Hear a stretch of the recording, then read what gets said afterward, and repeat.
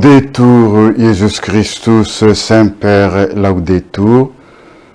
Frères et sœurs, nous vous parlerons aujourd'hui du caractère diabolique de la jalousie. Saint Cyprien, dans son instruction pastorale sur la jalousie et l'envie, des zèles et l'ivoré, a insisté particulièrement sur son caractère diabolique en raison de son origine, de ses effets, du nombre et de la gravité des vices qui lui sont affiliés. L'origine de la jalousie, en tant qu'elle participe à la malice et de l'envie, Saint Cyprien l'établit dans les anges rebelles. Car c'est par jalousie des dons de Dieu dans l'homme, écrit-il, que Satan a tenté et fait tomber nos premiers parents. Le péché a donc fait son entrée dans le monde par la jalousie du démon.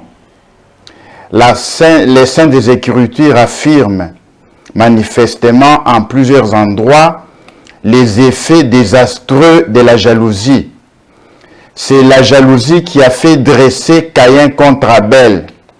C'est sous l'empire de la jalousie qu'Ésaü a formé contre Jacob des projets homicides. C'est par jalousie que Joseph a été vendu par ses frères. C'est par jalousie que David fut persécuté par Saül. Et n'est-ce pas la jalousie qui a allumé dans le cœur des Juifs une haine mortelle contre notre Seigneur? Concernant spécifiquement la progéniture de l'envie, qui habite toujours à différents degrés la jalousie, maladie spirituelle, Saint Cyprien écrit « L'envie est la racine de tous les maux. Elle est une source de désastres, une pépinière de péchés, une matière à faute. De là découle la haine, de là procède l'animosité. C'est l'envie qui enflamme la cupidité. Cet homme ne sait plus se contenter de ce qu'il possède parce qu'il envoie un autre plus riche que lui. C'est l'envie qui allume l'ambition à l'aspect d'un rival plus élevé en honneur.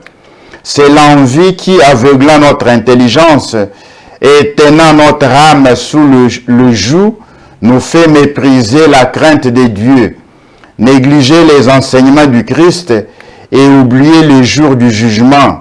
Par elle, l'orgueil s'enfle, la cruauté s'emporte, la perfidie prévarique, l'impatience s'agite, la discorde sévit, la colère bouillonne. Une fois servi à cette domination étrangère, l'homme n'est plus capable de se contenir ni de se gouverner. On brise dès lors le lien de la paix du Seigneur. On viole tous les devoirs de la charité fraternelle. On corrompt la vérité par un mélange adultère. On déchire l'unité.